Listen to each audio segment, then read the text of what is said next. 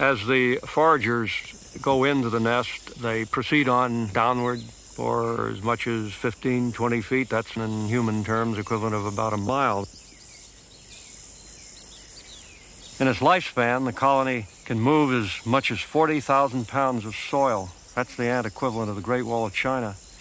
That means that the leafcutters are pretty vital elements of the rainforest ecosystem. They move, they aerate, they fertilize more soil than earthworms. A colony like this has the appetite of a full-grown cow, and the colonies all around consume almost a fifth of the vegetation growth every year. It's an onslaught, yet the forest keeps flourishing. How is that possible? Long-term studies show that leafcutters have favorite targets and go to great lengths to reach the tender new leaves high in the canopy.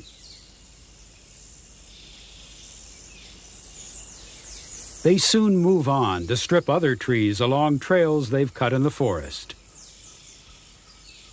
In time, the same trees are attacked again, but not before they've recovered fully.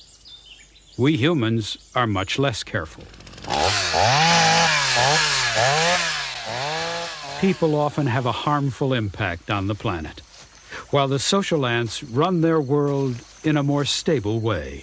They've had far longer to get things right, and it shows. Social existence has paid off in a very big way in evolution.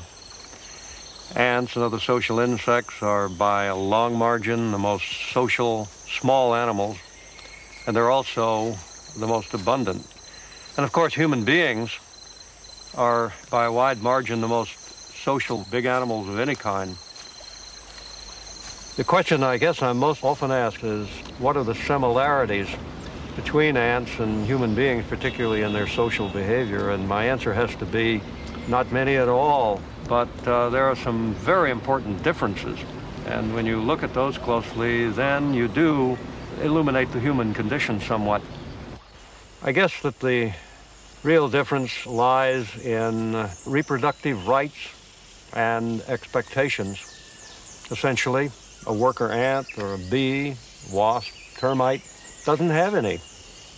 They are bound to the colony in a way that makes them meaningful only as members of the colony. They are little robots programmed to do work for the colony to survive.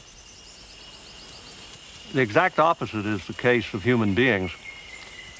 We join societies and we work to make them succeed primarily for ourselves. We've learned how to cooperate to an extreme degree. We are capable of altruism. We do it by the unique genius of human behavior, which is the ability to form long-term binding social contracts.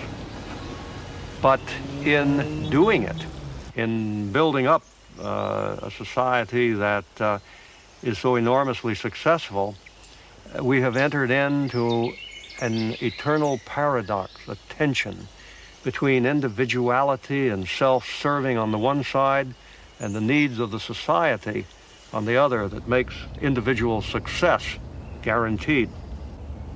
And that is, I'm afraid, inherent in the human condition. We'll always suffer that tension and walk the fine line.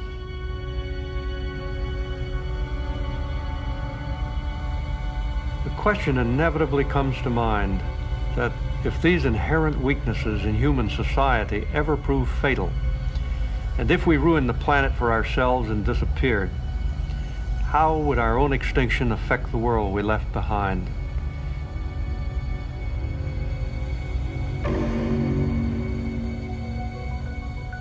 I believe that ants and other social insects would hold on somewhere, and life would pretty much come back to what it was before we arrived on the scene.